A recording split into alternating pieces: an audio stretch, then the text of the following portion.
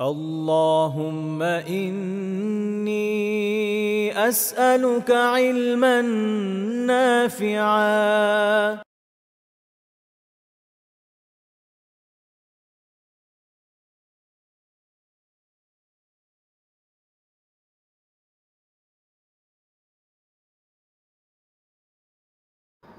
إن الحمد لله نحمده ونستعينه ونصلي على رسوله الكريم وعلى آله وصحبه أجمعين ما بعد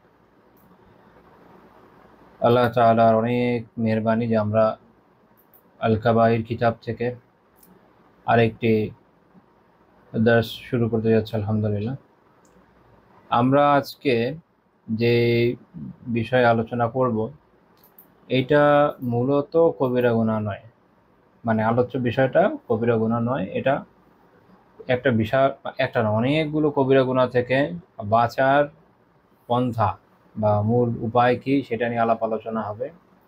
সেটা কি, শেখ রাহিমাহুল্লাহ তাআলা যে অধ্যায়টা করেছেন, অধ্যায়ের নাম দিয়েছেন, শুরু হয়েছে এটা হচ্ছে আবওয়াবু কাবাইরিল লিসান। অনেকগুলো অধ্যায় যেগুলো হচ্ছে জবানের যে কবিরা গুনাহ আছে এ বিষয়ক অধ্যায় সমূহ, জবানের যে কবিরা গুনাহ রয়েছে এই বিষয়ক অধ্যায় সমূহ, এবং এর শুরু হচ্ছে বাবু তাহযীরি মিন শাররিল লিসান, জবানের যে ক্ষতি এ বিষয়ে সতর্কীকরণ শীর্ষক অধ্যায়। তার মানে প্রথম অধ্যায়টা হচ্ছে, অর্থাৎ পরের অধ্যায়গুলোর ব্যাপকভাবে এটাই আলোচ্য বিষয় যে জবানের গুনাহ, বিভিন্ন ধরনের গালিগালাজ থেকে নিয়ে মিথ্যা কথা বলা আরও যা যা আছে। তো এই সব কিছুর আগে শেখ রাহিমাহুল্লাহ তাআলা একটা অধ্যায় করেছেন, সেটা হচ্ছে জবানের যে ক্ষতি এই বিষয়ে সতর্কীকরণ শীর্ষক একটি অধ্যায়। কাজেই জবানের গুনাহগুলো থেকে বাঁচার আগে জানা দরকার যে জবানের ক্ষতি কীরকম হতে পারে। জবান আল্লাহ তাআলার এমন একটা অসাধারণ দান যে এইটা মানব জাতিকে পুরো সৃষ্টিকুল থেকেই পৃথক করে, আমাদের দৃশ্যমান সৃষ্টিকুল যে আমরা আশেপাশে দেখি। কেননা আর কাউকে আল্লাহ তাআলা এই রকম নেয়ামত দেননি যেটা আমাদেরকে দিয়েছেন। আমরা স্বতঃস্ফূর্তভাবে নিজেদের ভাব প্রকাশ করতে পারি বিভিন্ন ভাষার মাধ্যমে। এটা মানুষের খুব কাছাকাছি ধরনের যে সকল প্রাণী, যেগুলো যাদের তুলনামূলক মিল একটু বেশি মানুষের সাথে, না, যেমন বানর, শিম্পাঞ্জি, তো এরাও পারে না। একই রকমভাবে যারা উড়ে বেড়াচ্ছে, যারা ভেসে বেড়াচ্ছে, কেউই পারে না। আল্লাহ তাআলা মানব জাতিকে এরকম একটা অসাধারণ নিয়ামত দান করেছেন, যার ফলে মানুষ আল্লাহ তাআলার মেহেরবানিতে তার নিজস্ব ভাবকে অবলীলায় কথার মাধ্যমে প্রকাশ করতে পারে। তো এইটার ভালো আছে যেমন, খারাপও আছে তেমন। জবানকে যদি সঠিকভাবে ব্যবহার করা যায়, আল্লাহ তাআলার সন্তুষ্টির পথে ব্যবহার করা যায়, তাহলে এটা বিশাল বড় নিয়ামত। জবানকে যদি আল্লাহ তাআলার অসন্তুষ্টির পথে পরিচালিত করা হয়, এমন কোনো কাজে ব্যবহার করা হয় যেটা আল্লাহ তাআলা পছন্দ করেন না, তাহলে এটা অনেক বড় এক পরীক্ষা, আযাবের কারণ। দেখেন, জবানের মাধ্যমে একটা মানুষ জান্নাতি হয়ে যেতে পারে। যখন সে লা ইলাহা ইল্লাল্লাহ বলে ঈমানের কালিমা পাঠ করে ফেলে, সে জান্নাতি হয়ে যায়। আগে হয়তো কাফের ছিল, মুশরিক ছিল, সেখান থেকে সে জান্নাতি হওয়া, মুমিন হওয়ার পথে এগিয়ে আসছে। অন্যদিকে এমনকি কারো যদি, আমরা জানি হাদিস থেকে, যে কারো যদি মৃত্যুর আগে শেষ কথা হয় লা ইলাহা ইল্লাল্লাহ, তাহলে সে জান্নাতে প্রবেশ করে। এত বড় নিয়ামত। আমরা যে সালাত আদায় করি তাতে অত্যন্ত গুরুত্বপূর্ণ ভূমিকা আছে এই জবানের। আমরা তাতে একদম তাকবীরে তাহরিমা থেকে নিয়ে সালাম পর্যন্ত কি করি, সব পাঠ করি বিভিন্ন সময়, বিভিন্ন বিভিন্ন বিষয়ে। জিকির আছে, দোয়া আছে, তাসবিহ আছে, তারপরে সূরা আছে, সব আমরা কি করছি, পাঠ করছি, জিকির হচ্ছে বিভিন্ন রকমের। তো এই ইবাদত যা অনেকটাই জবানের উপর নির্ভরশীল। তো এইভাবে জবানের মাধ্যমে মানুষ অনেক নেকি কামাতে পারে, তার জান্নাতের পাথেয় হতে পারে জবান। বিপরীত ক্রমে কেউ যখন জবানকে বেঠিক কাজে ব্যবহার করে, এইটাই তার আযাবের কার্যকারণ হয়ে যায়। কেউ কালিমার সাক্ষ্য দিল না, কেউ মুসলিম হলো না, ভিতরে ভিতরে কাফেরই রয়ে গেল। বা এমনকি কেউ হয়তো জবানে ইসলামের সাক্ষ্য দিল কিন্তু ভিতরে তার নিফাক রয়ে গেল, সে অ্যাকচুয়ালি মুনাফিক, বা যেভাবে নিজেকে দেখাচ্ছে যে আমি মুসলিম। তো তখন তারও কিন্তু একই অবস্থা, যে জবানের এটা কি হচ্ছে, সে মিস ইউজ করছে, সে ধোঁকাবাজি প্রতারণার কাজে ব্যবহার করার মাধ্যমে জাহান্নামের সর্বনিম্ন স্তরের দিকে চলে যাচ্ছে। তো জবান এত গুরুত্বপূর্ণ বিষয়। তো এই জবান আমাদেরকে জান্নাতিও বানাতে পারে, অর্থাৎ জান্নাতে যাওয়ার কার্যকারণ হতে পারে, এই জবান আমাদের জাহান্নামে যাওয়ার কার্যকারণও হতে পারে।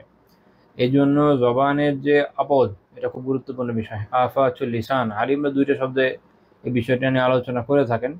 একটা হচ্ছে আফাতুল লিসান বা জবানের যে আপদ সমূহ, সেগুলো নিয়ে আলোচনা করেন যে কোন কোন আপদে জবান পড়ে থাকে। বাস্তবতা হচ্ছে মানুষ যত ধরনের গুনাহ করে তার সিংহভাগ হয় জবান নয় লজ্জাস্থানের সাথে রিলেটেড। আর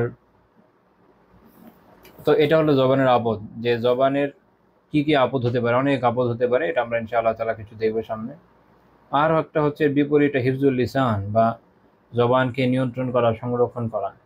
তো আপদগুলোকে চিনতে হবে, জবানের ক্ষতি সম্পর্কে সচেতন হতে হবে, সতর্ক হতে হবে, এটা থেকে বাঁচার চেষ্টা করতে হবে, তাহলে পরে জবানকে হেফাজত করতে আমরা সক্ষম হব। আমরা যদি রোগ না জানি, আমরা রোগের উপশম কিভাবে পাবো?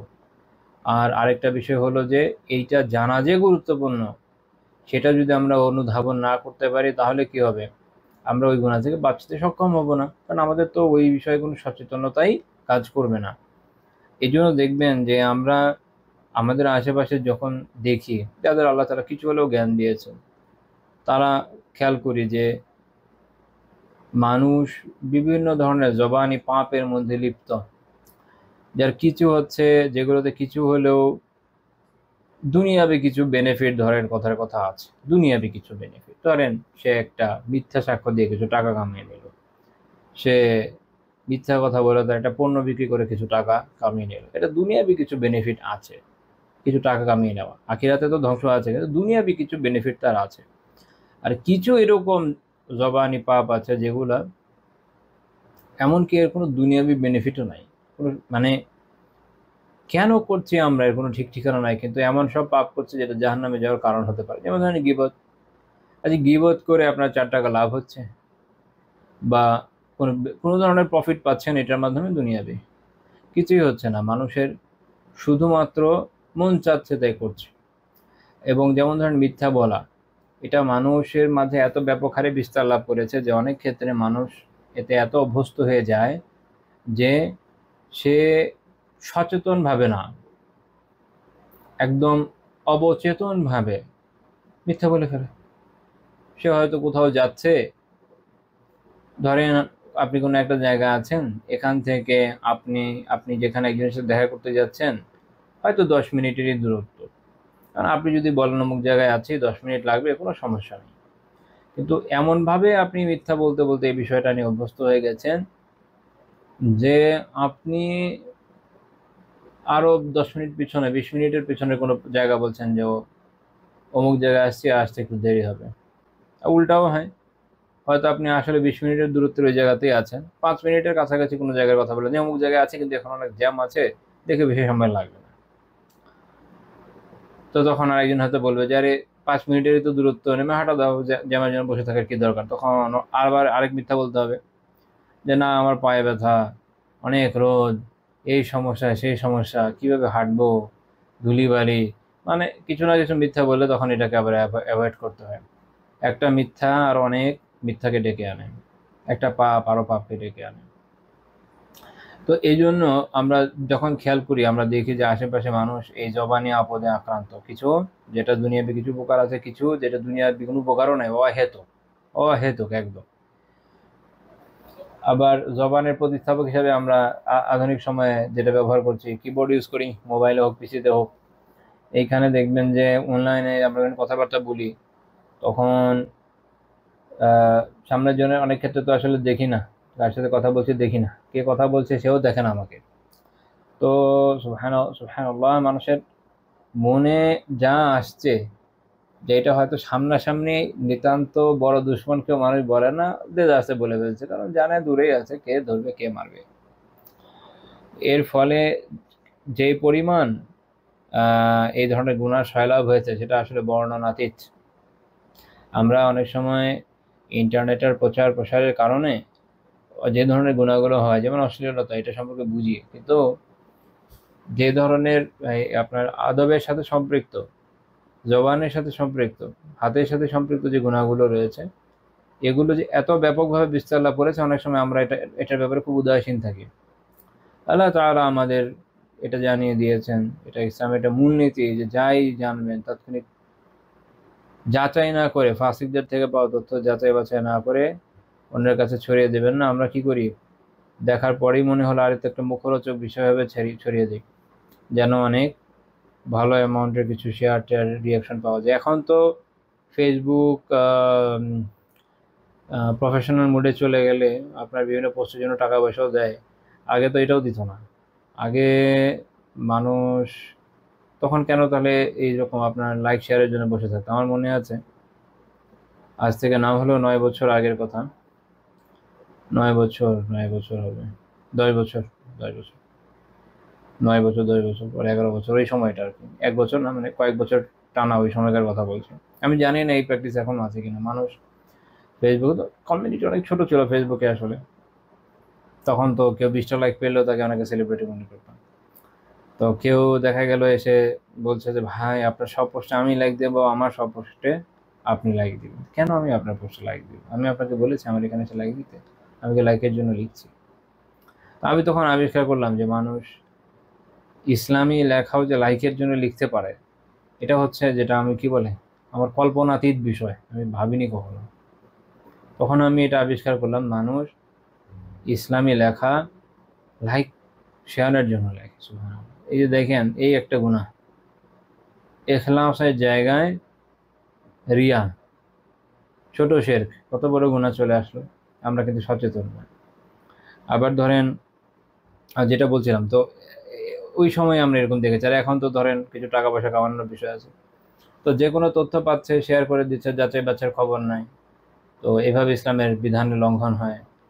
কারো বিষয়ে কিছু বলে দিচ্ছে, কোনো সাক্ষ্য প্রমাণ কিচ্ছু নাই, এখানে শরিয়ার লঙ্ঘন হয়। কখনো কখনো কারো কারো ব্যক্তিগত বিষয়ে আমার সাথে কেউ কিছু করলো, যারা আর কোনো সাক্ষ্য নাই, ধরেন ইনবক্সে আমার সাথে কিছু বলা হয়েছে, বা পার্সোনালি আমি এই বিষয়টা জানি, তখন আমি সাক্ষ্য কোথায় পাবো? হ্যাঁ, আমার জন্য এটা একটা ইস্যু, এটা আমার জন্য দলিল, আমি ওই লোকের ব্যাপারে একটা অবস্থান রাখতে পারি, কিন্তু এটা আমি খুব বেশি প্রচারে যাব না।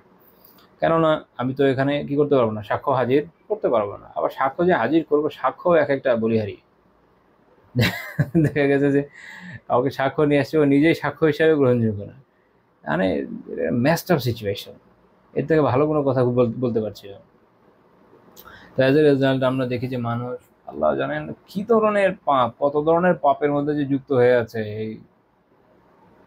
এই সময়ে এসে, একমাত্র আল্লাহ তাআলা জানে।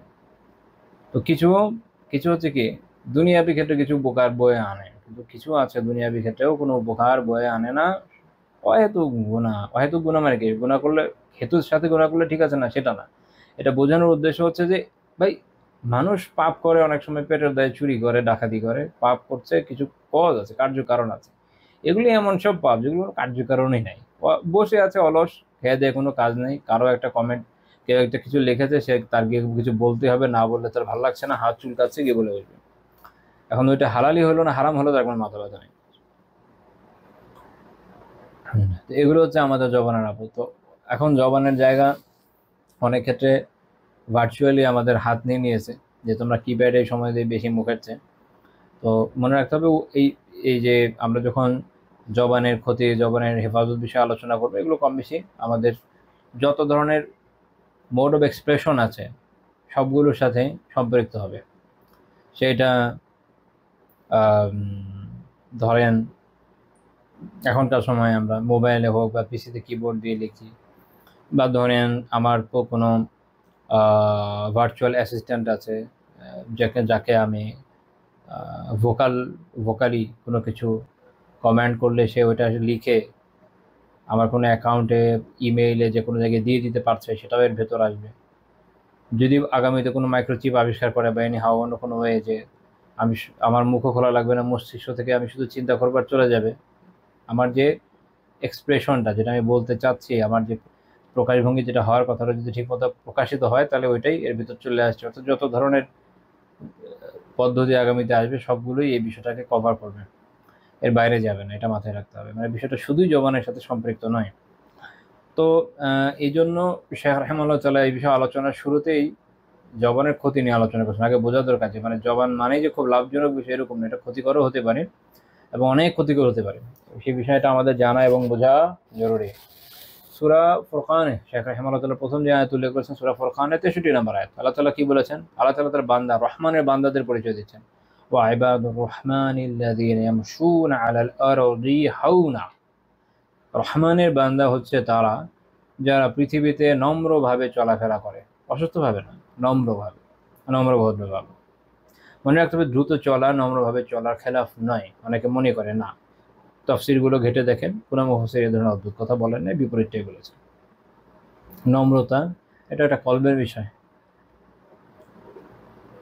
ঠিক আছে? মনে করেন আল্লাহ তাআলা আমাকে এবং আপনাদের সবাইকে হেফাজত করেন, যে খেয়ে দিয়ে ধরেন কেউ অনেক মোটা হয়ে গেল, তারপর গদাই লস্করি চালে, যেটা বাংলা বলে গদাই লস্করি চালে হেঁটে হেঁটে গেল এবং মনে করলাম খুব নম্রভাবে হাঁটছি। না, আপনি নম্রভাবে হাঁটছেন না, এটা ইটসেলফ একটা অহংকারী চাল চলন। আমাদের দেশীয় প্রথাগতভাবে এটাকে এইভাবে বোঝা হতো, এ কারণে আগেকার সময় বাংলায় এই শব্দটা এসেছে, গদাই লস্করি চাল। খের সময়ের সাথে অনেক কিছুর পরিবর্তন আসে। তো নম্রতা হচ্ছে আত্মিক বিষয়। নম্রতা হচ্ছে কি আত্মিক বিষয়। একজন লোক রাসূলুল্লাহ সাল্লাল্লাহু আলাইহি সাল্লামের অনুসরণে দ্রুত যখন হাঁটবে, ওটা সুন্নাহ অনুযায়ী তার হাঁটা হবে, কোনো সমস্যা নেই, ওটা নম্রতার খেলাফ নয়।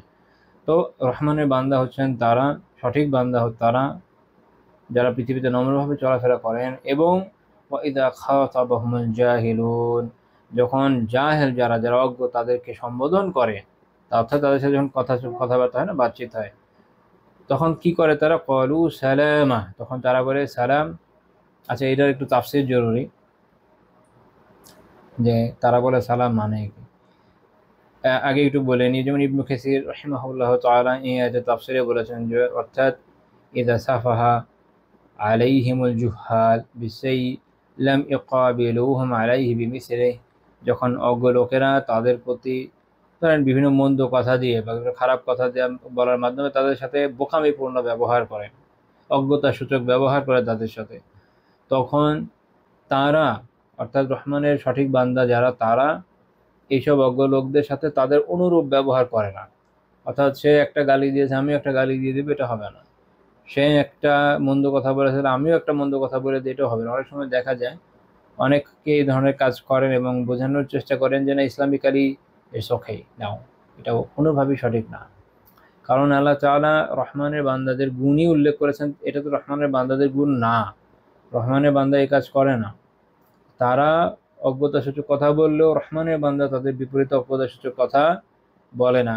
বল ইয়াফুন ওয়া ইয়াসফাহুন, বরং তারা তাদেরকে ক্ষমা করে, তাদেরকে উপেক্ষা করে। ওয়ালা ইয়াকুলুনা ইল্লা খায়রা, তারা তাদেরকে খায়ের বা কল্যাণকর কথা ছাড়া অন্য কোনো কথা বলে না। অর্থাৎ যখন কেউ মন্দ কথা, জাহেলরা যখন মন্দ কথা বলছে, একজন দায়ী, শুধু দায়ী না, একজন সাধারণ মুমিন যে আসলেই প্রকৃতপক্ষে ইমানের চর্চাটা করছে, তার বৈশিষ্ট্য মানে আমাদের সমাজে হয়েছে অনেক ক্ষেত্রে আমরা অনেক সময় বলতে মানে অভ্যাস শুধু বলে ফেলি যে একটা দায়ীরা এরকম হবে, আলিমরা এরকম হবে, অমুক। মানে কি এইগুলো এমন বৈশিষ্ট্য শুধু আলিমরা রহমানের বান্দা বা দায়ীরা রহমানের বান্দা, বাকিরা কেউ না, এরকম তো না, সবাই রহমানের বান্দা। কাজেই যারাই সঠিকভাবে রহমানের বান্দা হতে চাইবেন, সবাইকে এই গুণটা আত্মস্থ করতে হবে যে যখন জাহিলরা তাদের অজ্ঞতার কারণে, আচ্ছা জাহেল মানে কিন্তু খালি এইটা না যে সে কিছু জানে না, এটা না। এই যে যারা পাপাচারী, যারা কুফফার মুশরিকিন, তাদেরকে বিভিন্ন আয়াতের তাফসিরে দেখা যায় যে মুফাসসিররা উল্লেখ করেছেন বেসিক্যালি এদেরই অবস্থাটাই, যে স্টেটটা, এটাই জাহালাত, এটাই অজ্ঞতা, এবং এইটার মধ্যে তারা যে আছে এরাই অ্যাকচুয়ালি জাহেল। তো এটা হতে পারে যে জ্ঞানের অজ্ঞতা বশত কেউ কিছু বললো, সেও অজ্ঞ, আবার অবস্থানগত অজ্ঞ, যেমন কুফাররা অজ্ঞ, মুশরিকিনরা অজ্ঞ, মুলহিদিনরা অজ্ঞ, নাস্তিক, মুর্তাজা আছে, এরা সবাই কোনো না কোনো সেন্সে অজ্ঞ।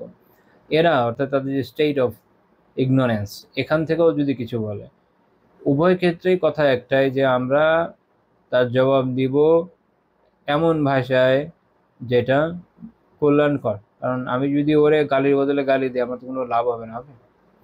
আচ্ছা, তারপরে এখানে যেটা বলা আছে কি ক্বালু সালামা, যে তারা তাদেরকে কি বলে? বলে সালাম। এটা বিভিন্ন জায়গায় অনুবাদে অনেকে লেখেন। এখানে আসলে সালামের অর্থ তাসলিম না, মানে আসসালামু আলাইকুম বলা না। ইমাম সিবাওয়াইহি রাহিমাহুল্লাহ তাআলা, আরবি ভাষার সবচেয়ে বড় ইমামদের একজন, তিনি এটা এরকম বলছেন যে আল মুরাদ বিসালাম আসসালামাতু লা তাসলিম। এখানে সালাম দ্বারা উদ্দেশ্য হচ্ছে নিরাপত্তা, শান্তি, ভালো কথা। এটা দিয়ে সালাম আসসালামু আলাইকুম উদ্দেশ্য নয়। উনি বলছেন যে কারণ এই আয়াতটা বলা হয়েছে কুফারদের বিপক্ষে, রাইট?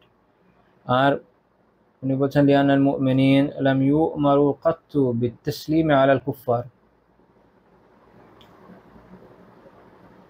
কুফফারদেরকে সালাম দেওয়ার ব্যাপারে মুসলিমরা কখনো নির্দেশিত হয় নাই, এটা ইসলামের বিধানই নয়। এখন এই আয়াতকে যদি এই অর্থে ধরা হয় যে তাহলে কাফিরদের বলতে হবে আসসালামু আলাইকুম, যেহেতু তুমি বোকা, যেহেতু তুমি অজ্ঞ, আসসালামু আলাইকুম, এটা কি বলবে? ইসলামের বিধানই না। এই আয়াত উদ্দেশ্য ছিল, মূল উদ্দেশ্য ছিল কুফফাররা, কিন্তু এমনিতে এটার প্রয়োগ আম হবে। যারা নিজেদের মুসলিম মনে করছে তাদের শিরক বিদআতে লিপ্ত বা যে কোনো ধরনের অজ্ঞ লোকের সাথে, যখন একজন আলিম যখন তার বিপরীতে একজন অজ্ঞের সাথে কথা বলে, একজন সাধারণ মানুষ সেও তার তুলনায় অধিক অজ্ঞের সাথে কথা বলে, যে কোনো ধরনের অজ্ঞের সাথে কথার ক্ষেত্রে এটি মূলনীতি। কিন্তু এটা মূল যে ব্যাখ্যাটা, এটা আগে বুঝতে হবে, সেই অনুযায়ী পরেরগুলো আসবে। তো তাহলে মূল থেকে বোঝা গেল যে এখানে সালাম হতে পারে না উদ্দেশ্য, এই জন্য এটার উদ্দেশ্য হচ্ছে সালামা বা নিরাপত্তা বা শান্তি। এই জন্য জালালাইনে তাফসীর করা আছে আই কওলান ইসলামুনা ফীহি মিনাল ইসমি, এমন কথা বলবে যেটা পাপ থেকে নিরাপদ। অর্থাৎ সে যদি বকা দেয়, গালি দেয়, তার বিপরীতে আমরা বকা বা গালি দিব না, শান্তিপূর্ণ কথা বলবো। অর্থাৎ যখন তার সাথে আলোচনা হচ্ছে আমরা এমনভাবে কথা বলবো যেটার মধ্যে শান্তি থাকে। অর্থাৎ সে একটা কিছু, ধরেন অনেক সময় দেখবেন কি অনেকে কোনো একটা বিষয় তালগোল পাকাচ্ছে এবং সে কোনোভাবে বুঝছে না, তো অনেকে ওখানে লেখে যে আসসালামু আলাইকুম। তো ওখানে আরেকজনের তখন মনে হয় গরম হয়ে যায়, লেখ আপনি আমাকে বোকা মনে করেছেন, মানে এতে তাফসীর তার মাথায় আসে। আমি এরকম কয়েক জায়গায় দেখেছি।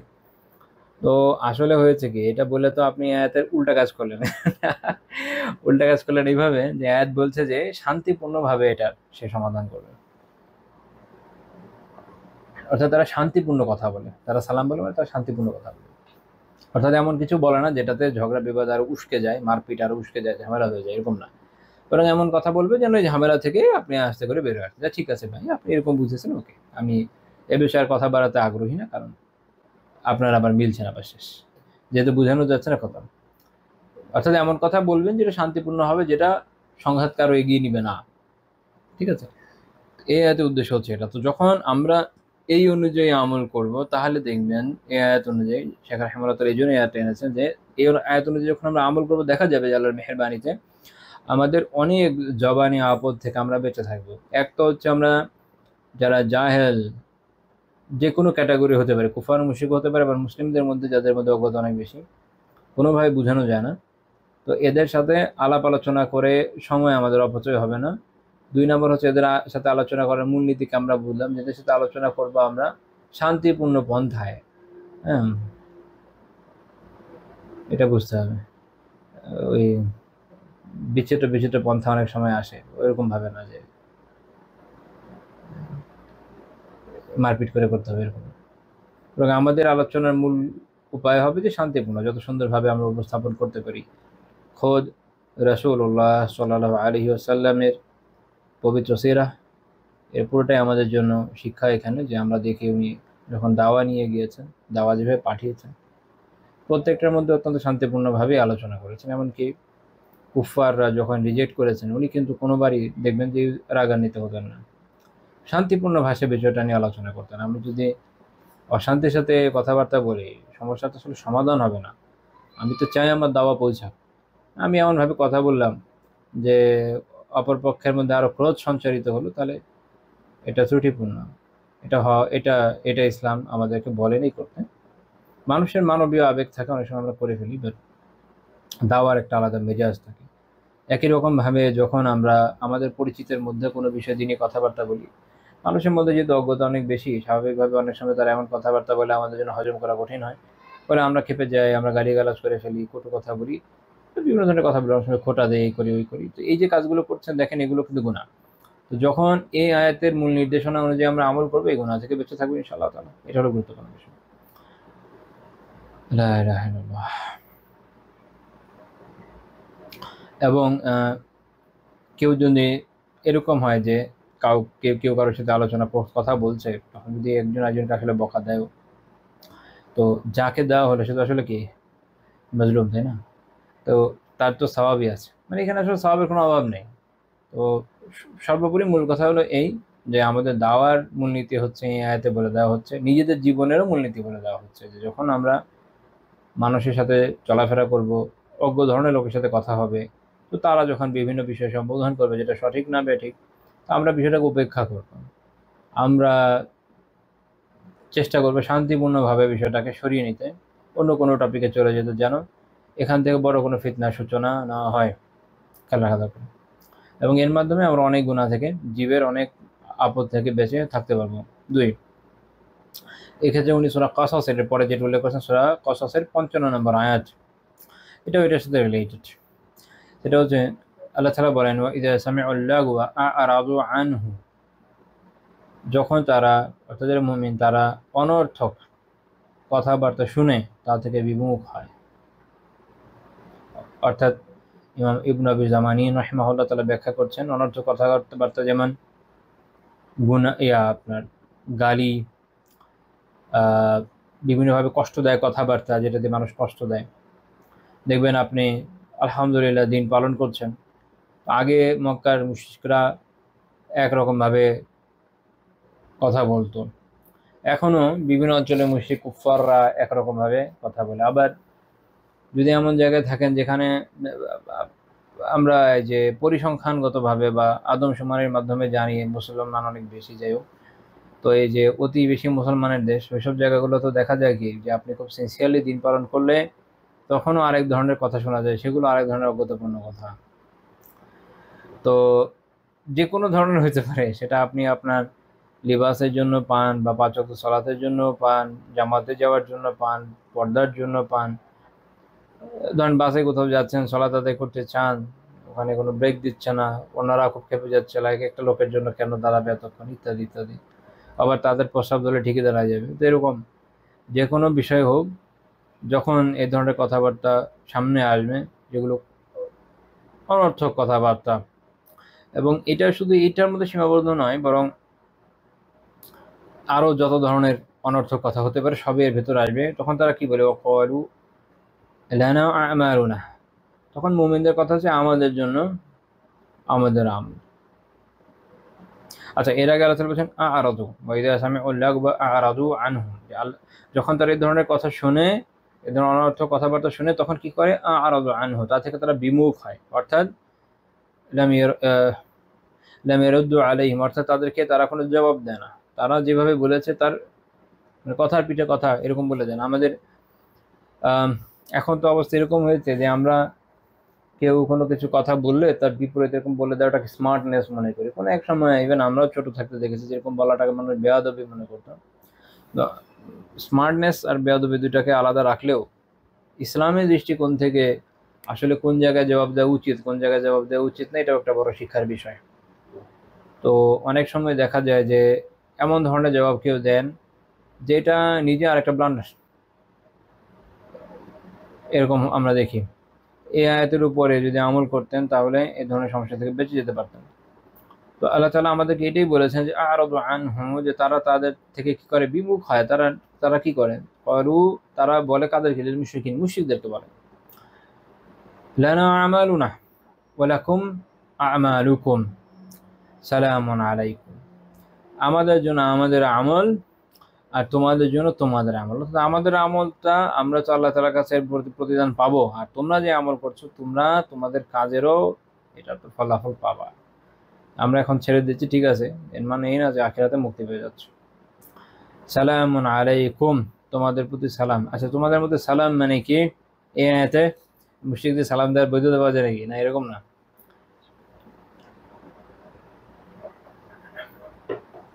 এটা হচ্ছে একটা হচ্ছে তাহিয়া, অভিবাদন, যখন একজন মুমিন আরেকজনকে সালাম দেয়, যেমন আসসালামু আলাইকুম, এটা হচ্ছে তাহিয়া। আর এইটা হচ্ছে কালিমাতুল হিলম, সহনশীলতার কালিমা। ঠিক আছে, যে তোমাদের এটা আরেক আবার এটা যেমন আরেকটা নাম এটার আছে, সেটা হচ্ছে সালামু মুতারাকা বলা যায় এটাকে, শান্তি স্থাপনের বা সন্ধি টাইপের সালাম, যেমন ইমাম ইলকিয়া আল হাররাসি রাহিমাহুল্লাহ উল্লেখ করেছে। অর্থাৎ এর মানে হচ্ছে যে যেমন ইবনে আবি জামানী রাহিমাহুল্লাহ বলছেন যে অর্থাৎ বাইনানা ওয়া বাইনাকুমুল মুসালামা, যে আমাদের এবং তোমাদের মধ্যে শান্তি থাকুক। সালামুন আলাইকুম মানে এখানে অর্থ হচ্ছে তো আমার এবং তোমাদের মধ্যে এখন শান্তি থাকুক, বজায় থাকুক, শান্তি বজায় থাকুক। এটার এই মানে না যে তোমাদেরকে সালাম দিলাম, মুশরিকদের সাথে কথা আছে, মুশরিকদের প্রতি কোনো সালাম নেই। তারপরে আল্লাহ তাআলা বলছেন এরপর আমাদের বৈশিষ্ট্য কি, মুমিনদের বৈশিষ্ট্যের উপর কি হবে, লা লা তাবতাগিল জাহিলিন, তো তারা কি বলবে এরপর, বলবে যে আমরা জাহেলদের সাহচর্য চাই না, জাহেলদের সাহচর্য চাই না। তো তাহলে যখন আপনি অনর্থ কথাবার্তা শুনছেন, সেটা থেকে যখন বিমুখ হবেন, আপনাকে যে যাই বলুক, আপনি যখন পাল্টা আরেকটা খারাপ কথা বলবেন না, তার থেকে বিরত থাকবেন এবং মনে রাখবেন যে এই যে একটা আমল করলেন, এটা একটা নেক আমল, এটার প্রতিদান আপনি আল্লাহ তাআলার কাছে পাবেন। আর এই অন্যরা তারা আপনার সাথে যে ব্যবহারটা করলো, এটা একটা বদ আমল, এটার ফলাফলও তারা আল্লাহ তাআলার কাছেই পাবেন। তাদের সাথে আমাদের একটা শান্তি সহাবস্থান থাকুক, মারপিট আমরা এখন যাব না। এবং সেই সাথে এর মানে এই না যে তাদের সাহচর্য নিব না, লা তাবতাগিল জাহিলিন, লা নাবতাগিল জাহিলিন, তারা বলবে কি যে আমরা অজ্ঞদের সাহচর্য চাই না, লা নাবতাগিল জাহিলিন, আমরা অজ্ঞদের সাহচর্য চাই না। তার মানে এদের সাথে আমরা সাহচর্যও যাব না। একটা শান্তি সহাবস্থান থাকা মানে এই না যে আপনার সাহচর্য আমার থাকা লাগবে এবং আপনার যে অনর্থ কথাবার্তা শোনা লাগবে এবং এগুলোর আমার পাশে থাকতে হবে, এরকম না, আমি এগুলো থেকে দূরে থাকবো। এই যে কথাগুলো, এই যে শিক্ষাগুলো আল্লাহ তাআলা দিয়েছেন, জীবন এগুলোকে প্রয়োগ করলে দেখবেন অনেক ধরনের জবানি গুনাহ থেকে বেঁচে থাকা সম্ভব হবে। 3 নম্বর যে আয়াত শেখ রহমান উল্লেখ করেছেন সেটা ছিল কফের 18 নম্বর আয়াত, খুবই গুরুত্বপূর্ণ আয়াত, যেটা মনে রাখলে জীবনের অনেক গুনাহ থেকে, শুধুমাত্র আমাদের যে জবানি গুনাহ না, যে কোনো গুনাহ থেকে বেঁচে থাকা সম্ভব। সেটা হচ্ছে আল্লাহ তাআলা বলেছেন মা ইয়ালফিজু মিন কাউলিন ইল্লা লাদাইহি রাকিবুন আতীদ, সে অর্থাৎ একজন মানুষ যে কথাই উচ্চারণ করে না কেন, তার কাছে সদা উপস্থিত সংরক্ষণকারী রয়েছে। রাকিব মানে সংরক্ষণকারী, পর্যবেক্ষক, তত্ত্বাবধায়ক, হ্যাঁ, যে মানুষের কথা কাজের জন্য অপেক্ষা করে। আতীদ মানে তৎপর, সদা সর্বদা প্রস্তুত। তাহলে রাকিবুন আতীদ হচ্ছে এমন সংরক্ষণকারী, পর্যবেক্ষক, তত্ত্বাবধায়ক যে তৎপর, সদা সর্বদা প্রস্তুত। অর্থাৎ আমাদের যে ফেরেশতা দুজন রয়েছেন, ওনাদের যে দায়িত্ব ওনারা পারফেক্টলি পালন করেন, ওনারা সবসময় এই বিষয়ে অ্যাক্টিভ। তো আমরা যখন যাই বলি না কেন, তারা তাৎক্ষণিক কি করেন, তাৎক্ষণিক সেটাকে লিপিবদ্ধ করে ফেলছেন। এই জন্য ইবনু আব্বাস রাদিয়াল্লাহু তাআলা আনহুর বক্তব্য ইমাম ইবনু কাসির রাহিমাহুল্লাহ উল্লেখ করেছেন যে, উনি ব্যাখ্যা করছেন যে ইয়াকতুবু কুল্লামা তাকাল্লামা বিহি মিন খাইরিন আও শাররিন হাত্তা ইন্নাহু লা ইয়াকতুবু কওলুহু আকালতু শারিবতু যাহাবতু জিতু রাইতু। তিনি বলছেন যে এর ব্যাখ্যায় যে এই মালায়েকা না, তারা প্রত্যেকটা কথা ভালো হোক মন্দ হোক লিখে রাখে, এমনকি এগুলোও লিখে যে আমি খেয়েছি, আমি পান করেছি, আমি গিয়েছি, হ্যাঁ, আমি এসেছি, আমি দেখেছি, এগুলো মানে তো আমরা যা বলি না কেন সব সংরক্ষণ করা হচ্ছে। হাত্তা ইযা কানা ইয়াউমুল খামিস আরাদা কাওলাহু ওয়া আমালাহু فأقر منه ما كان فيه من خير أو شر فألقى سائره وذلك قوله يمحو الله ما يشاء ويثبت وعنده أم الكتاب। তিনি বলছেন যে তারপরে যখন বৃহস্পতিবার আসে, তখন তার কথা কাজ এগুলোকে আল্লাহর কাছে পেশ করা হয়, তাতে যে ভালো মন্দ ছিল এটা নিশ্চিত করা হয় আর বাকি সব বাতিল করা হয়। অর্থাৎ যেটা হিসাবের মধ্যে আসে, এমন অনেক বিষয় আছে যেগুলো না ভালো না মন্দ, কোনো কাজে না, অনর্থক কাজ, অনর্থক বলবো না, আমি বলবো যেগুলো ভালো না মন্দ না, মাঝখানে পড়ে যায়, কোনোটাই না, ভালোর মধ্যে পড়ছে না মন্দের মধ্যে পড়ছে না, উনি বলছেন এগুলো সব বাতিল করা। যেমন আল্লাহ তাআলা বলছেন কি ইয়ামহুল্লাহু মা ইয়াশাউ ওয়া ইউসবিতু ওয়া ইনদাহু উম্মুল কিতাব, আল্লাহ যা ইচ্ছা মুছে দেন, যা ইচ্ছা স্থির রাখেন এবং তার কাছে রয়েছে মূল কিতাব। সূরা আর-রা'দের 39 নম্বর আয়াত। তো এই তাফসীর অনুযায়ী বোঝা গেল যে আমরা যাই বলি না কেন সবই কিন্তু লিপিবদ্ধ হচ্ছে। যে যখন আমরা এই যে একটা চিন্তা মাথায় রাখবো, তখনই আমাদের পক্ষে এটা সম্ভব হবে যে আমরা যত ধরনের এরকম গুনাহ আছে তা থেকে তো বেঁচে থাকবোই। আমাদের জবানকে ব্যবহার করার আগে চিন্তা করবো যে আমি যে কথাটা বলছি, এই যে আমি আপনাদেরকে এখন কথাটা বলছি, এটা তো লেখা হবে, হয় আমার পক্ষে লেখা হবে, না আমার বিপক্ষে লেখা হবে। পক্ষে লেখা হলে তো আলহামদুলিল্লাহ, এটা আমার পরকালের জন্য কামিয়াবির বিষয় হতে পারে বলে আশা করা যায়। আর যদি বিপক্ষের বিষয় হয় তা আমার কি হবে? তো আমরা যদি এভাবে চিন্তা করে দেখি, তাহলে দেখবেন যে কথা বলার ক্ষেত্রে আমাদের অনেক সতর্কতা এমনি চলে আসবে। ইমাম আহমদ বিন হাম্বল রাহিমাহুল্লাহ তাআলার ব্যাপারে বর্ণিত আছে, যিনি মৃত্যুশয্যায় তখন তিনি অসুস্থতায় কাতরাচ্ছিলেন, তো অনেক অনেক দুর্বল। তখন ইমাম তাউস রাহিমাহুল্লাহ তাআলা এসে বললেন যে ইয়াকতুবুল মালাকু কুল্লি শাইইন হাত্তা লানিন, মেরে মালাইকা তারা তো সবই লিখেন, এমনকি এই যে কাতরাচ্ছেন বা কাতর কণ্ঠের যে আওয়াজ, এটাও তো লেখা হচ্ছে। তো বর্ণনাকারী বলছেন ফালাম ইন্না আহমাদু হাত্তা মাতা রাহিমাহুল্লাহ, তো আহমদ রাহিমাহুল্লাহ তার মৃত্যুর আগে আর কাতরাননি বা কাতরানোর যে আওয়াজ এটা করেননি। চিন্তা করেন যে তারা এইভাবে নিজেদেরকে সংযত রেখেছেন এই আয়াতের উপরে আমল করে। আর আমাদের কি অবস্থা, আমরা যে কি থেকে কি বলি আল্লাহ একমাত্র জানেন। বাংলায় একটা প্রবাদ আছে, পাগলে কিনা বলে ছাগলে কিনা খায়। আমাদের কিন্তু অবস্থা দুইটার মিক্সচার হয়ে গেছে। আল্লাহ তাআলা আমাদেরকে হেফাজত করেন জাতি হিসাবে। ওভারঅল আমরা যা দেখতেছি আশেপাশে, মাঝে মাঝে মনে হয় জম্বিল্যান্ডে বসে আছি, যে আমরা যে আমরা আমরা আমরা কি বলি তারও ঠিক নেই, কি খাই তারও ঠিক নেই, প্যাথেটিক। তো আমাদের ইমামদের জীবন ছিল এরকম, তারা এই যে কষ্টটা উনি কেন করেন, ইমাম আহমদ রাহিমাহুল্লাহ তাআলা কেন করলেন, এর কারণ হলো তো উনি চাচ্ছেন যে মৃত্যুর আগে তার যে আমলনামা লেখা হবে সেটাতে এমন কিছুই লেখা হোক যেটা তার জন্য কল্যাণকর হবে। কাতরাচ্ছে এটা লেখা থাকলে এটা ওনার এমন তো কোনো পজিটিভ ইম্প্যাক্ট রাখার বিষয় না।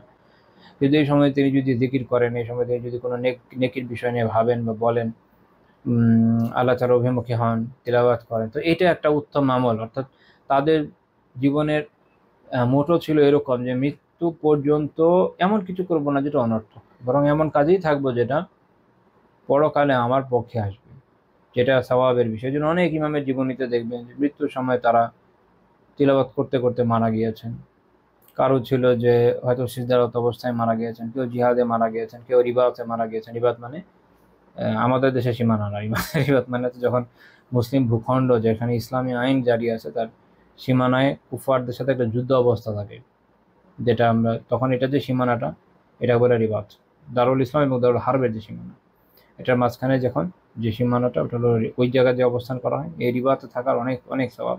তো অনেকে এরকম জায়গায় শহীদ হয়েছেন, অনেকে সাওমরত অবস্থায় মারা গিয়েছেন, অনেকে জিকিরত অবস্থায় মারা গিয়েছেন, তিলাওয়াতরত অবস্থায় মারা গিয়েছেন, কেউ মুসাফ হলে পড়তে পড়তে শহীদ হয়েছেন যেমন ওসমান রাদিয়াল্লাহু তাআলা আনহু, কেউ মুখস্থ থেকে তিলাওয়াত করতে করতে মারা গিয়েছেন, কেউ ফতোয়া সমাধান করতে করতে মারা গিয়েছেন। সুবহানাল্লাহ। মানে এইটা একটা অসাধারণ বিষয় যে আমাদের ইমামরা কীভাবে তাদের জীবনের শেষ সময়টা কাটাতে চেয়েছেন, অর্থাৎ অনর্থক না হোক, এমনভাবে না হোক যেটা আল্লাহ তাআলার কাছে যখন লেখা হবে ওখানে না ভালো থাকছে না মন্দ থাকছে। ওনারা তার মন্দ দিকে যাননি, কিন্তু তারা এমনও চাননি যে অনর্থক বিষয় যাক না, এটা চাননি।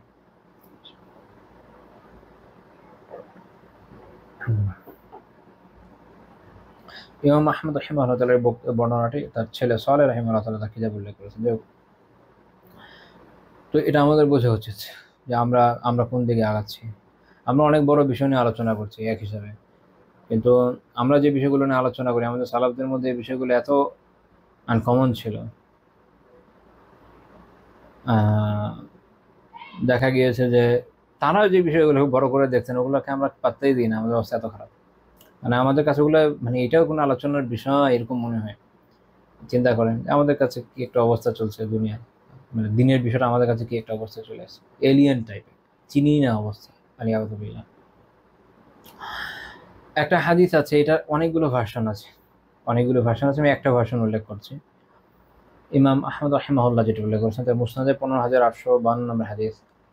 রাসূলুল্লাহ সাল্লাল্লাহু আলাইহি ওয়াসাল্লাম বলেছেন, ইন্নার রাজুলা লা ইয়াতাকাল্লামু বিকালিমাতি মির রিদওয়ানিল্লাহি আযজা ওয়া জাল মা ইয়াজুন্নু আন তাবলুগা মা বালাগাত ইয়াকতুবুল্লাহু আযজা ওয়া জাল্লা লাহু বিহা রিদওয়ানাহু ইলা ইয়াউমিল কিয়ামাহ। একজন আল্লাহর বান্দা, সে আল্লাহ তাআলার সন্তুষ্টির জন্য আল্লাহ আযজা ওয়া জালের সন্তুষ্টির সূচক এমন কোনো একটা কথা বললো যেটা সে ধারণাও করে না যেটা এতদূর পৌঁছাবে, অর্থাৎ আল্লাহ তাআলা এত সন্তুষ্ট হয়ে গেলেন যে এরপরে আল্লাহ তাআলা তার জন্য তার সন্তুষ্টি লিখে দিলেন কিয়ামত পর্যন্ত। কথা মানুষকে কই নিয়ে যায় কে জানে, আমাদের কোন কথা আল্লাহ কবুল করেন। ওয়া ইন্নার রাজুলা লা ইয়াতাকাল্লামু বিকালিমাতিন মিন সাখাতিল্লাহি আযজা ওয়া জাল মা ইয়াজুন্নু আন তাবলুগা মা বালাগাত ইয়াকতুবুল্লাহু আযজা ওয়া জাল্লা বিহা আলাইহি সাখাতাহু ইলা ইয়াউমিল কিয়ামাহ। আর কোনো ব্যক্তি আল্লাহ তাআলার অসন্তুষ্টিবাচক এমন কোনো কথা বললো সেটা ভাবেও নেই এতদূর পৌঁছে যাবে, বলার আমি বলে ফেলছি, আমরা তো বলার আগে ভাবি না, আমার মাথায় আসছে বলে ফেলেছি, আমাদের অবস্থা কিন্তু এরকম, মাথায় আসছে বলে ফেলেছি, আমাদের আর ভাবনা চিন্তার দরকার নেই যে কথাটা ভালো হলো না খারাপ হলো, আল্লাহ তাআলা সন্তুষ্ট হলেন নাকি অসন্তুষ্ট হলেন। অনেক ইমাম একটা মজার কথা বলতেন যে আল্লাহ তাআলা আমাদেরকে একটা জবান দিয়েছেন, দুইটা কান দিয়েছেন, যেন আমরা শুনি বেশি বলি কম। আমাদের আল্লাহ জানে আমাদের কি অবস্থা, আমরা শুনি কম বলি বেশি, এটা এটা তো সত্যি। সবাই তো স্পিকার, আমি আপনি সবাই বলতে দিলে সবাই বলতে পারবো, এত এত বিশাল লোক হয়ে গেছে আমরা। আস্তাগফিরুল্লাহ। যাই হোক, তো এক লোকের কথা বলছেন রাসূলুল্লাহ সাল্লাল্লাহু আলাইহি ওয়াসাল্লাম, যে সে আল্লাহ তাআলা অসন্তুষ্টিবাচক এমন কথা বলেছে যে সে ভাবেনি এতদূর পৌঁছাবে, এতদূর পৌঁছে গেছে, এবং আল্লাহ তাআলা এমন অসন্তুষ্ট হয়েছেন যে কিয়ামত পর্যন্ত আল্লাহ তাআলা তার জন্য অসন্তুষ্টি রেখে দিয়েছেন। আল্লাহ তাআলা তার প্রতি সন্তুষ্ট হবেন না। কে জানে আমাদের কি অবস্থা, আমরা জানি, খুশি খুশি ঘুরে বেড়াচ্ছে। তো এই হাদিসে রাবি আলকামা রাহিমাহুল্লাহ তাআলা উনি এরকম বলেন। এই হাদিসে আরেক রাবি হচ্ছে বিলাল বিন হারিস। তো তার ব্যাপারে তিনি বলছেন আলকামা রাহিমাহুল্লাহ তাআলা যে কাম মিন কালামিন কদ মানানিহি হাদিস বিলাল বিন আল হারিস, বিলাল বিন হারিসের এই হাদিস, এমন কত কথাই আমার আছে যা থেকে এই হাদিস আমাকে না করেছে, নিষেধ করেছে। অর্থাৎ উনি অনেক কথাই এই হাদিস মাথায় রেখে অনেক কথাই বলেন নাই, বলতে পারেন নাই, বলতে মানে মনে হচ্ছে যে আমি বলবো এটা, আমি জানি না আল্লাহ সন্তুষ্ট হবেন কি অসন্তুষ্ট হবেন, আমি তো জানি না। আমার কাছে ক্লিয়ার হতো যেটা একটা আল্লাহ তাআলা সন্তুষ্টিবাচক কথা তো বলি, যেহেতু ক্লিয়ার না আমি কিভাবে বলবো, তো চুপ করে গিয়েছেন। হ্যাঁ, এরকম ছিলেন আমাদের হাদিসের বর্ণনাকারীগণ, বলেছেন, হাদিস বর্ণনা করেছেন, তার উপর আমলও করেছেন। আমরা বলি, পড়ি, শুনি, ফেসবুকে পোস্ট দিই, ইউটিউবে ভিডিও বানাই, তারপর আমরা এটা ভুলে যাই যে না ভাই আমারও আমল করার দরকার ছিল। আল্লাহ তাআলা আমাদের অবস্থা শুধু শুনে গিয়ে আমল না করলে তো আসলে এটা আমাদের জীবনে এমন কোনো ইম্প্যাক্ট ফেলবে না, তাই না? মনে করেন আপনি পৃথিবীর একদম সেরা ম্যাথমেটিশিয়ানের ক্লাস করলেন, ফিজিক্সের সবচেয়ে বড় এক্সপার্ট যে তার ক্লাস করলেন, অনেক অনেক ক্লাস করলেন, 100 আওয়ার্স, কিচ্ছু বুঝলেন না, কি হবে? ওটা একটা ইটসেলফ, এটা একটা ডিসক্রেডিট হবে যখন আপনি বলবেন যে আমি অমুকের ক্লাস করেছি 100 ঘন্টা, কি শিখেছ? কিছুই শিখিনি। ওটা একটা ডিসক্রেডিটের বিষয়, করলাটা কি? আমাদের জন্য হয়ে যায় তখন বিষয়টা এরকম, ইলম আমাদের পক্ষে না গিয়ে বিপক্ষে চলে যায়, যেহেতু আমরা এর উপর আমল করতে ব্যর্থ। কিছু তো আমল হওয়া দরকার। আল্লাহ তাআলা আমাদের বোঝার এবং আমলের তৌফিক দেন। এটা মুসনাদ আহমদের 15852 নম্বর হাদিস, শোয়েব রাহমাতুল্লাহ সনদকে সহিহ গায়রি বলেছেন।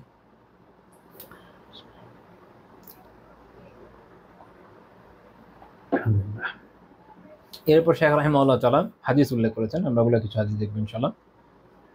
প্রথমে তিনি সহিহ বুখারীর একটি হাদিস উল্লেখ করেছেন, 6475 নম্বর হাদিস, আবু হুরায়রা রাদিয়াল্লাহু তাআলা আনহু থেকে বর্ণিত যে রাসূলুল্লাহ সাল্লাল্লাহু আলাইহি ওয়াসাল্লাম বলেন, মান কানা ইউমিনু বিল্লাহি ওয়াল ইয়াউমিল আখির ফালিয়াকুল খায়রা আও লিয়াসমুত। যে আল্লাহ তাআলার প্রতি ঈমান রাখে, আল্লাহকে বিশ্বাস করে এবং আখিরাতের প্রতি ঈমান রাখে, আল্লাহর প্রতি এবং আখিরাতের প্রতি ঈমান রাখে, সে যেন কল্যাণকর কথা বলে অথবা চুপ থাকে। দুইটা অপশন আমাদের জন্য।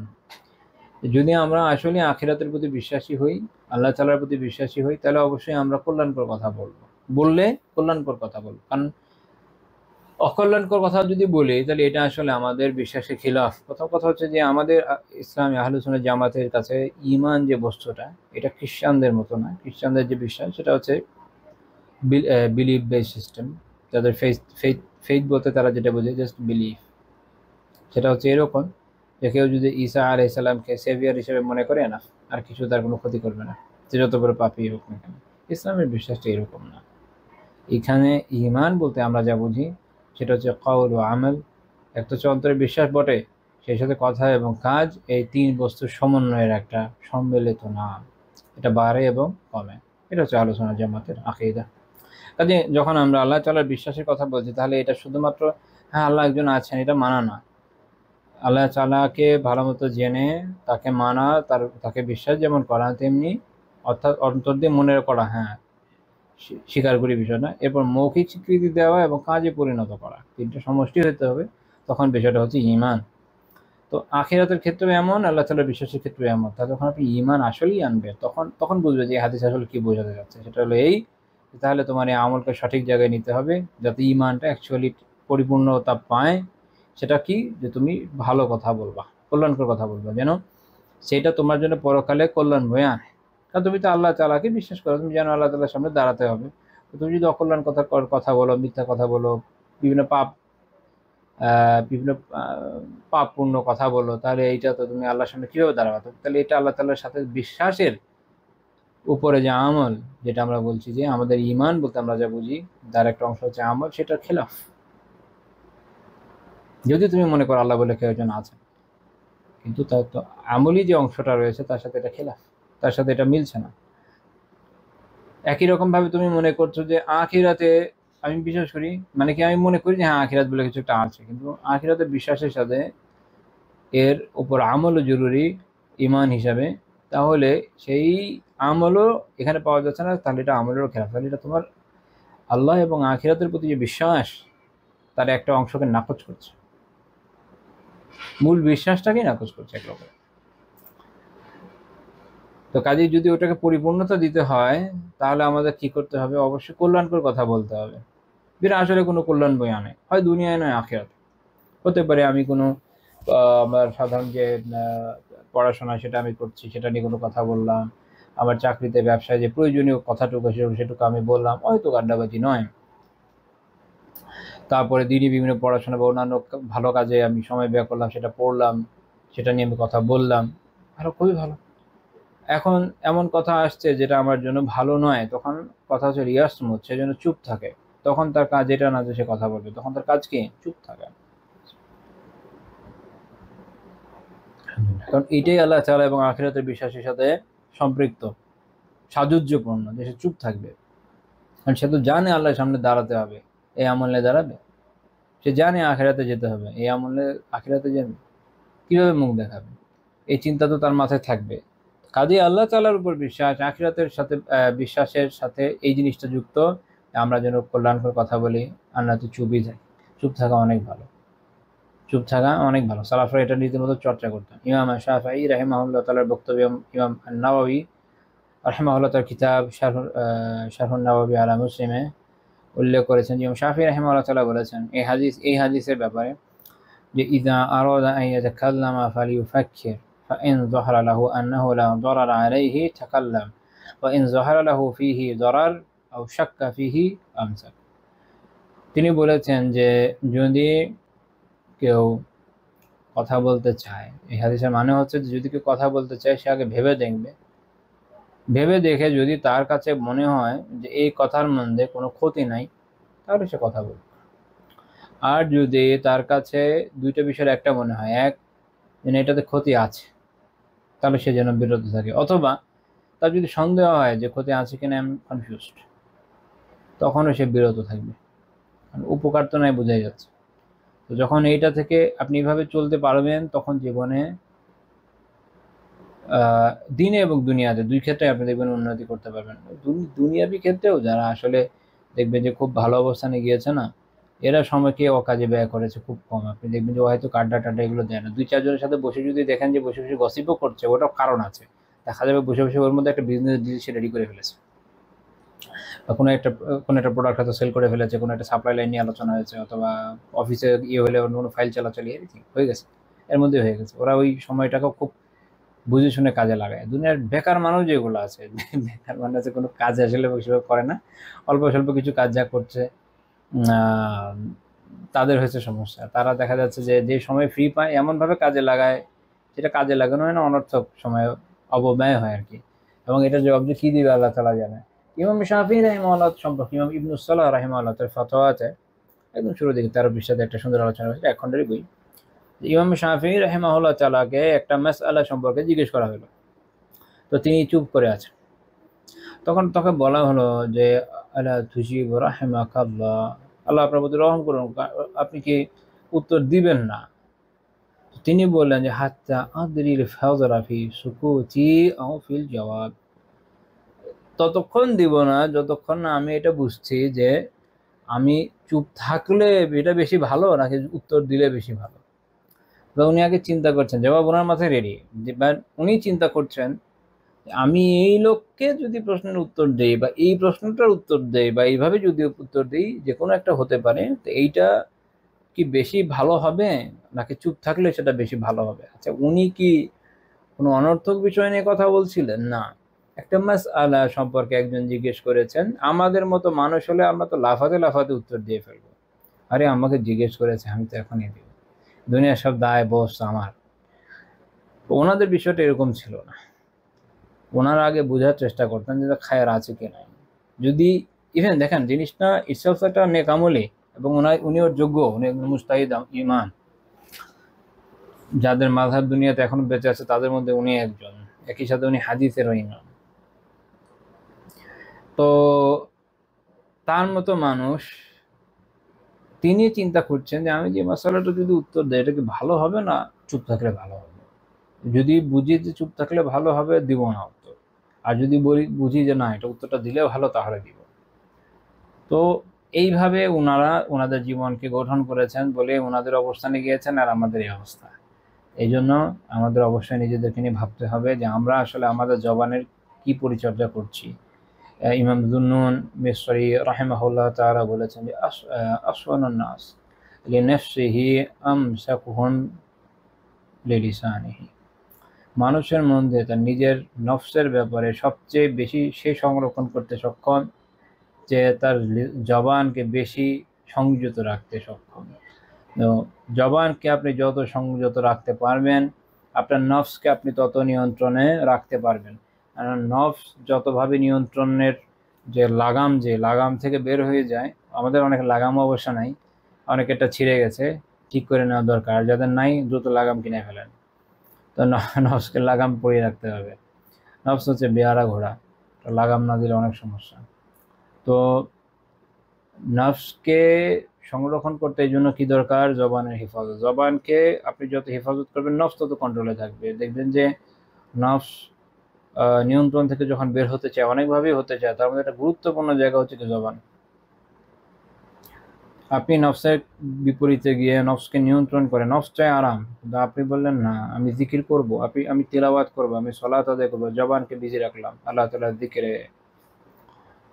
তো নফসের এই যে বিরোধিতা করলেন, এর মাধ্যমে আপনি নফসকে নিয়ন্ত্রণ করে ফেললেন। দেখেন, জবানকে নিয়ন্ত্রণের মাধ্যমে। জবান নিয়ন্ত্রণ মানে কিন্তু খালি চুপ থেকে থাকা না, সঠিক জায়গায় জবানকে ব্যবহার করে, এটা একটু বুঝতে হবে। হিফজুল লিসান মানে খালি বিষয়টা এরকম না যে খালি হারাম থেকে বেঁচে থাকা, এরকম না। এটা হচ্ছে হারাম থেকে বেঁচে থাকা, প্রয়োজন বোধে চুপ থাকা, আর সঠিক জায়গায় কথা বলা। এবং আরেকটা বিষয় হলো যে নেক কাজে একে লাগানো, জিকিরে, তিলাওয়াতে, সলাতে, অন্যান্য যত নেক কাজ হতে পারে, আমর বিল মারুফ করা, নাহি আনিল মুনকার করা, নেক কাজের মধ্যে এটাকে লাগিয়ে দেয়। মানে হিফজুল লিসান মানে শুধু এটা না জবানের উপরে ধরে বসে থাকবে, এরকম না। ঠিক আছে, এটা মাথায় রাখতে হবে। অনেক সময় শব্দ আমাদের ধোঁকা দেয়, আমরা মনে করি এটা মানে মনে হয় এরকম না। যেমন বাংলাতে খুব কমন একটা মিস ইউজড শব্দ হচ্ছে ফিতনা। দেখবেন যে দুনিয়ার সব জায়গাতে ফিতনা ব্যবহার হচ্ছে, যেখানে ফিতনা না ওখানেও ব্যবহার হচ্ছে। আবার কোথাও আল্লাহ তাআলা কোরআনে একটা বিষয়কে ফিতনা হিসেবে উল্লেখ করেছেন, but in a positive sense, negative না। সেটাকে আরেকজন নেগেটিভ মনে করে বসে আছে, কারণ তার কাছে দুনিয়া সবই ফিতনা, আর যা ফিতনা সবই খারাপ। এটা বোঝা লাগবে এই জন্য। আচ্ছা, শব্দ বোঝা লাগে। তো তাহলে আমাদেরকে এইভাবে জবানকে হেফাজতের শিক্ষাটা নিতে হবে। আচ্ছা, 2 নম্বর যে হাদিস উল্লেখ করেছেন ইমাম বুখারী রাহিমাহুল্লাহ থেকে, উনি সহিহ বুখারী 6474 নম্বর হাদিস, যে রাসূলুল্লাহ সাল্লাল্লাহু আলাইহি ওয়াসাল্লাম বলেছেন, মাইয়াজমান লিমা বাইনা লিহিয়াইহি ওয়া মা বাইনা রিজলাইহি আযমান লাহুল জান্নাহ, যে আমার কাছে তার দুই চোয়ালের মাঝখানে যা আছে অর্থাৎ জবান, এবং তার দুই উরুর মাঝে যা আছে অর্থাৎ তার যে লজ্জাস্থান, এর ব্যাপারে জিম্মাদার হবে। অর্থাৎ এই দুইটাকে গুনাহ থেকে সে বাঁচিয়ে রাখবে, হারাম থেকে সে বাঁচিয়ে রাখবে।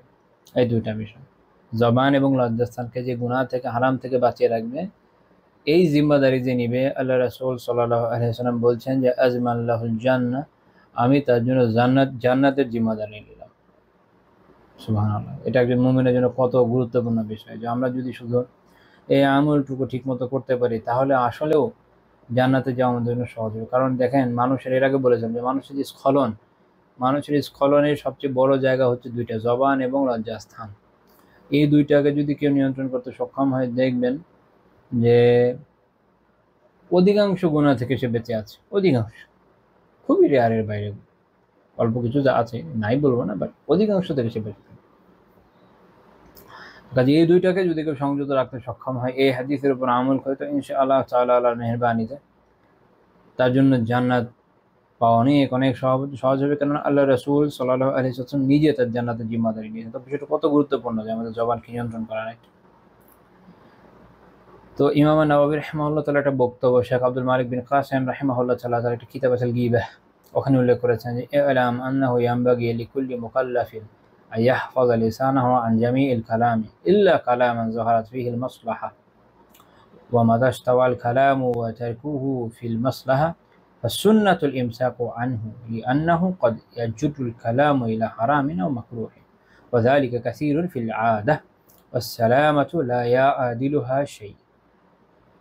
খুব সুন্দর কথা বলেছেন যে এটা প্রত্যেক মুকাল্লাফ, মুকাল্লাফ মানে মানুষ যার উপর শরীয়তের বিধান আরোপিত হয়ে গেছে, যেমন যে ছেলে বালেগ হয়েছে বা যে মেয়ে বালাগা হয়ে গেছে, তার এটা জানা উচিত যে তার লিসানকে, তার যে জবানকে, তার জিহ্বাকে সকল ধরনের কথা থেকে সংযত রাখতে হবে। এটা হলো মূল কি? সংযত রাখা। মূল ছেড়ে দেওয়া না, মূল ফরফর ফরফর করতে থাকা না, মূল হলো সংযত রাখা।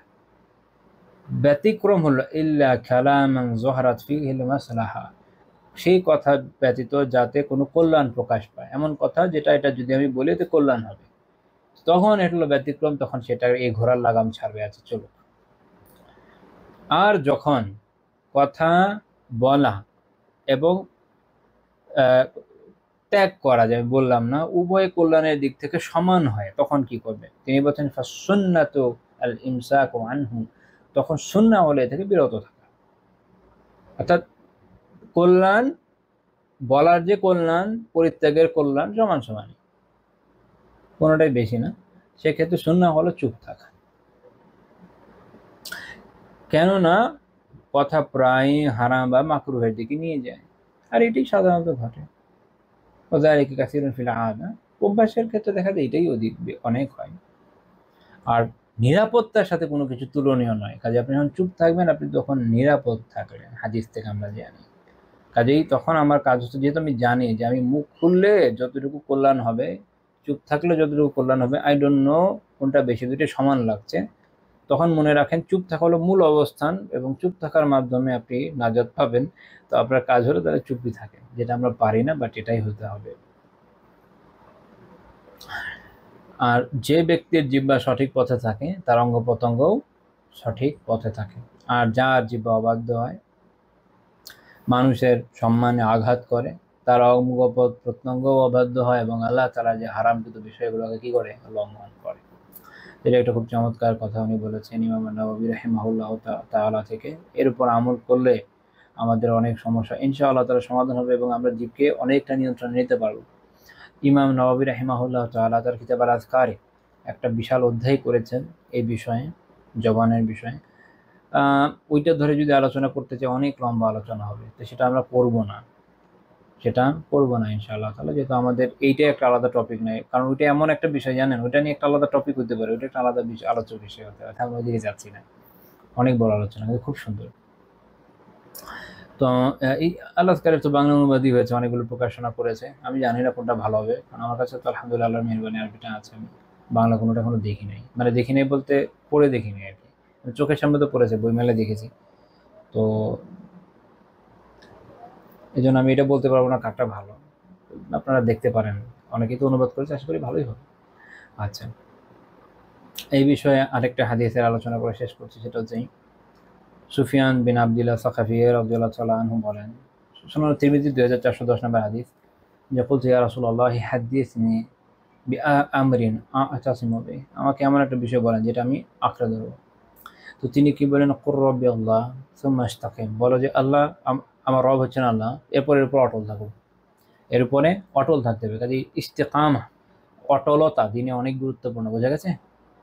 সব বিষয় একদম, ইমানি হালাত থেকে নেক আমল, সলাত, ইলম, সব কিছুতে, জিকির, আমাদের যে জিনিসটা খুব জরুরি তার নাম হচ্ছে আল ইস্তেকামা, অটল থাকা। এই আজকে করলাম কালকে ছেড়ে দিলাম এরকম না, নিয়মিত করতে হয় এবং দৃঢ়তার সাথে করতে হয়।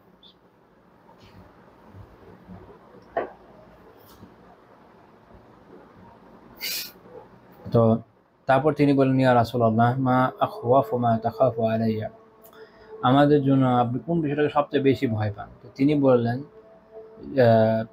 সুফিয়ান রাদিয়াল্লাহু তাআলা আনহু বলছেন, ফাআখাযা বিলিসানি নাফসি, আল্লাহ রাসূল সাল্লাল্লাহু আলাইহি ওয়াসাল্লাম তার নিজের যে জবান, নিজের জিহ্বাকে ধরে বললেন, হাযা, এটা। অর্থাৎ সবচেয়ে বেশি ভয় পান উম্মার জন্য কোনটাকে? অনেকগুলো হাদিসে আছে, অনেক সময় দেখবেন একই কনটেক্সটে আলাদা আলাদা উত্তর আসবে, মানে একই প্রশ্ন জিজ্ঞেস করা হচ্ছে, এই উত্তর আসছে আলাদা আলাদা। এটা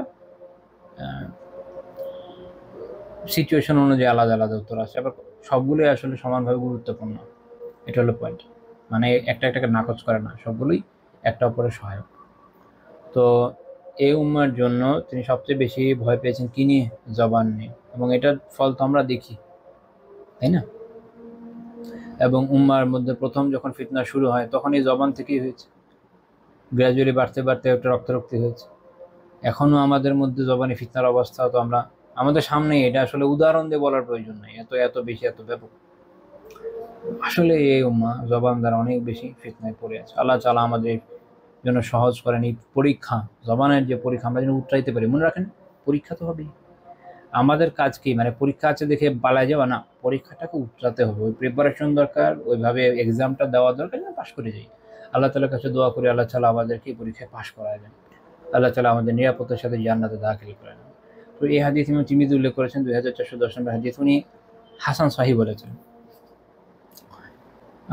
মিশকাতের তাহকিকে শেখ আলবানী রাহিমাহুল্লাহ তাআলা যে তাহকিক ছিল, ওখানে আমি দেখেছিলাম ওখানে দয়ীফ লেখা আছে, ওটা সঠিক না। শেখ আলবানী রাহিমাহুল্লাহ এই হাদিস থেকে 3 দফা রুজু করেছেন, মানে প্রথমে এক জায়গায় বলেছেন দায়ীফ, এরপরে হিদায়াতুর রুয়া মিশকাতের ওনাদের তাখরিজ, সেখানে বলছেন যে এটা সব সনদ মিলে হাসান হবে, তারপরে সহিহুত তারগিবে বলছেন সহিহ গায়রি, হচ্ছে 3 স্টেপ আর কি। এটা সহিহ হবে, এই হাদিস সহিহ অ্যাকচুয়ালি। আচ্ছা, তো আমাদের আজকের আলোচনা এই পর্যন্তই থাকছে। আল্লাহ তাআলা তৌফিক দিলে আগামী দিন ইনশাআল্লাহ তাআলা আমি এর পরবর্তী পর্যায় থেকে আবার আলোচনা শুরু করব। আল্লাহ তাআলা আমাদের কথাগুলো বোঝার, মানার এবং আমলের তৌফিক দান করেন, ভুল ত্রুটি মাফ করে দেন। সুবহানাকাল্লাহুম্মা বিহামদিকা লা ইলাহা ইল্লা আনতা আস্তাগফিরুকা ওয়া আতুবু ইলাইক।